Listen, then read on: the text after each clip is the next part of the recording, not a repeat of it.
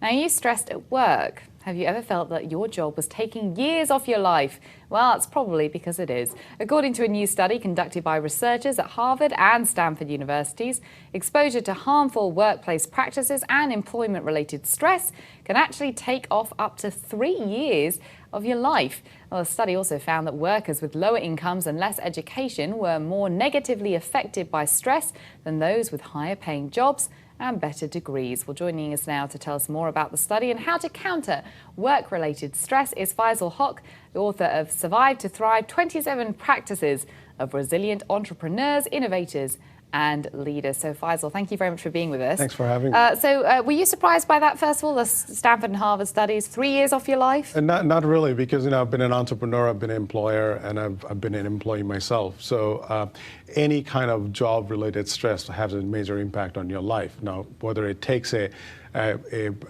shortens your lifespan or not, that's a revealing story and revealing study. But I'm not surprised by that at all. All right. So for you personally, then, obviously, you've been working your way up the ranks, entrepreneur yourself. Yeah. How did workplace stress affect your life?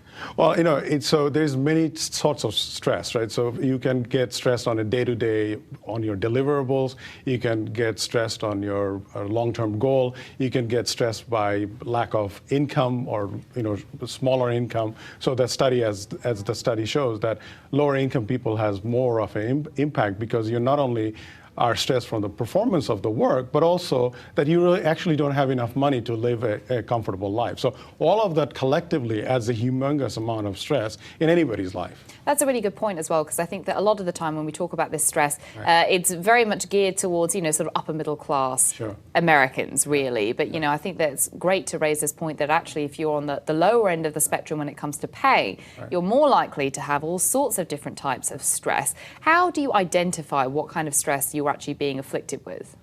Well, look, I know this is from entrepreneurs who struggles to build a business, and I also know from when you employ people and you look at the people who are just starting out their career, they don't have enough money to meet the basic needs. So you're constantly stressed from the stress of what am I going to do next month? What am I going to do to pay my rent, et cetera, et cetera. Now, if you look at from other aspects, like everyday workforce.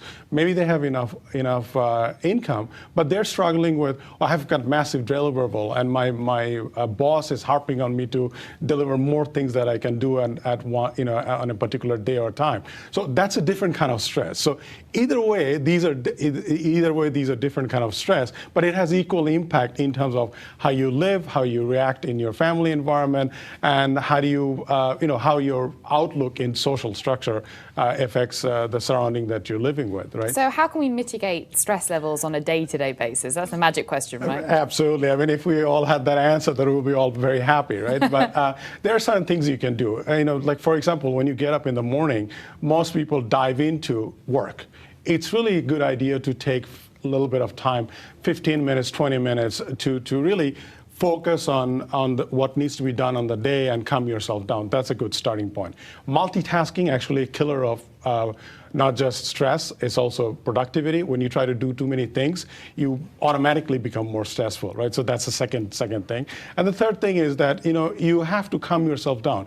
You have to be very mindful that you're getting stressed. So you have to take deep breath and calm yourself down and try to focus on what needs to be done at the next phase of your task. So those three little things helps on a daily basis to reduce your stress level. And in terms of long term, you really have to evaluate whether your job is giving satisfaction, are you with the right people, etc.